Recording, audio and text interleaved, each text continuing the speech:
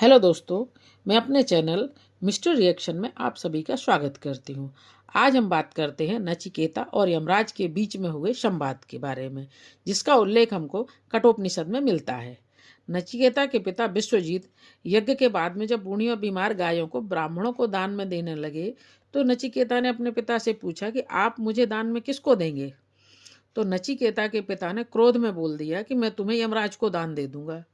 अब ये शब्द चूंकि यज्ञ में कहे गए थे, यज्ञ के सामने कहे गए, तो नचिकेता को यमराज के पास जाना पड़ा और यमराज महल से बाहर थे, जिस कारण ये नचिकेता को 3 दिन और 3 रात तक यमराज के महल के बाहर इंतजार करना पड़ा।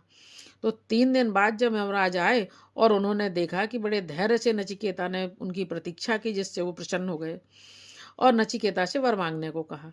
तो नचिकेता ने पहले वरदान में मांगा कि भाई जब हम घर पहुँचें तो उनके पिता उन्हें स्वीकार कर लें और उनके पिता का क्रोध शांत हो।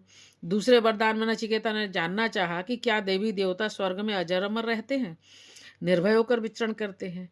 तीसरे वरदान में नचिकेता ने पूछा कि हे यमराज, सुना है कि आत्मा अजर अमर है, मृत्यु और जीवन का चक्र चलता है, लेकिन आत्मा न कभी जन्म लेती है न कभी मरती है। तो नचिकेता ने पूछा कि इस मृत्यु एवं जन्म का रहस्य क्या है और इस चक्र से बाहर आने का कोई उपाय हो तो बताएं। इस पर यमराज ने नचिकेता को समझाया कि मनुष्य शरीर 2 आंख, 2 कान, 2 नाक के छिद्र, 1 मुंह, ब्रह्मरंध्र, नाभि, गुदा और शिशिन के रूप में 11 दरवाजों वाले नगर की तरह है, जो ब्रह्मा की नगरी है और वे मनुष्य के हृदय में रहते हैं। इस रहस्य को समझकर जो मनुष्य ध्यान चिंतन करता है, उसे किसी प्रकार का दुख नहीं होता। ऐसा ध्यान और चिंतन करने वाले लोग मृत्यु के बाद जन्म मृत्यु के बंधन से मुक्त हो जाता है।